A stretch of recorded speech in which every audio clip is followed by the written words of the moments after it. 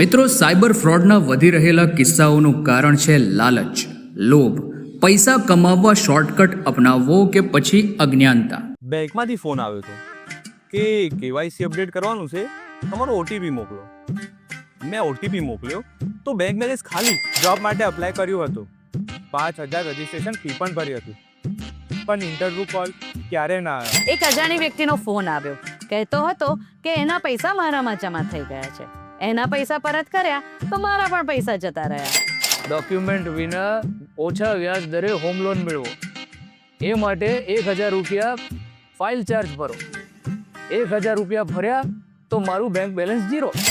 Online shopping કર્યું હતું, QR code scan કર્યો તો બેંક બેલેન્સ નીલ. મને કોલ આવ્યો હતો કે તમને 50 લાખ રૂપિયાની લોટરી લાગી છે. વેરિફિકેશન માટે 5,000 રૂપિયા ભરો. 50 લાખ તો ના આવ્યા, 5,000 એ ગયા. 1 લાખ ઇન્વેસ્ટ કરો અને માત્ર 3 મહિનામાં 5 લાખ પ્રોફિટ મેળવો. 1 લાખ ભર્યા તો કાયદાનો ડર બતાવીને ડિજિટલ એરેસ્ટ કરવામાં આવી હતી. મેટ્રોમોનિયલ વેબસાઇટ પર નકલી પ્રોફાઇલની ફ્રેન્ડ રિક્વેસ્ટ એક્સેપ્ટ કરી તો ખોટા સંબંધો બનાવી બ્લેકમેલ કરી પૈસા પડાવ્યા. આ દેશના યશસ્વી વડાપ્રધાન માનનીય નરેન્દ્ર મોદી સાહેબનું જે વિઝન છે કે લોકો સુધી છેવાડાના માનવી સુધી ડિજિટલ વ્યાપથી બેન્કિંગ ક્ષેત્રે તેમજ ઘણી બધી એવી વસ્તુઓ છે જેનો વ્યાપ વધારી અને ભારત દેશ આગળ આવી શકે. જ્યારે કંઈક સારું થતું હોય તો તેની સાથે સાથે નકારાત્મક પણ અભિગમ લોકો અપનાવતા હોય છે. તેના ભાગરૂપે આપણા દેશના યશસ્વી પ્રથમ સહકાર મંત્રી માનનીય અમિતભાઈ શાહ સાહેબે જ્યારે સહકારી સમૃદ્ધિને વ્યાપને વધાર્યું છે, ત્યારે તેને ચરિતાર્થ કરતા ગુજરાત સ્ટેટ કોઓપરેટિવ બેંકના ચેરમેન માનનીય અજયભાઈ સાહેબનો એક વિચાર આવ્યો કે કેમ નહીં આપણે સાયબર સિક્યુરિટીનો વ્યાપ લોકો સુધી બુકના માધ્યમથી પહોંચાડીએ. અને તેના ભાગરૂપે જીએસસી બેંકે તમામ ડિસ્ટ્રિક્ટ કોઓપરેટિવ બેંકના માધ્યમથી તમામ સ્કૂલોની અંદર લોકોને ઇંગ્લિશમાં અને ગુજરાતીની અંદર સાયબર સિક્યુરિટીથી દૂરના ભાગેને સાયબર સિક્યુરિટી સાથે રાખીને ડિજિટલ ભારતની જે પરિકલ્પના છે જેનાથી દેશ ખૂબ આગળ આવી રહ્યો છે, ત્યારે કોઈ ફ્રોડ ના થાય, લોકો સાથે છેતરામણી ના થાય અને તેના ભાગરૂપે ખૂબ સરસ સાયબર સાથી કરીને આખી એક બુક બનાવી અને તેને દરેક બાળકો ને દરેક વિષયના જાણકાર લોકોને આ મળી શકે.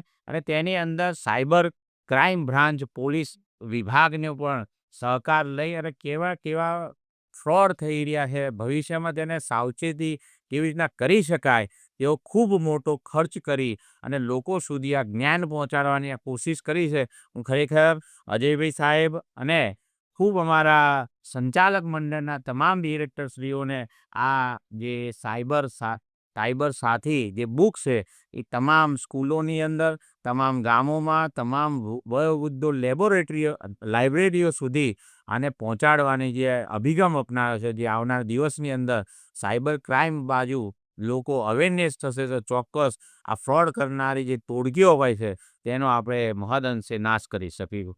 આવો આપણે આપ સાથે રહી અને સહકારી સમૃદ્ધિના વર્ષને આજે આપણે ઉજવી રહ્યા છીએ, ત્યારે તમામ લોકો આ વિષયને અપનાવી અને આનો પૂરો અભ્યાસ કરી અને આપણે અવેરનેસ ફેલાવીએ તો ચોક્કસ આવનાર દિવસની અંદર નવ ભારતની જે પરિકલ્પના છે તેના ભાગરૂપે ડિજિટલ ઇન્ડિયાની જે સિદ્ધિઓ છે તેને આપણે પરિપૂર્ણતા તરફ લઈ જઈશું.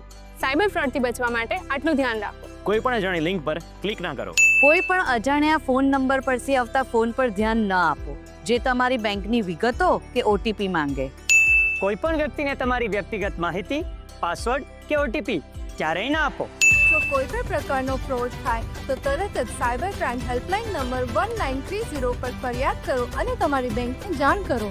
સમજી વિચારીને ક્લિક કરો. સાયબર સ્માર્ટ બનો.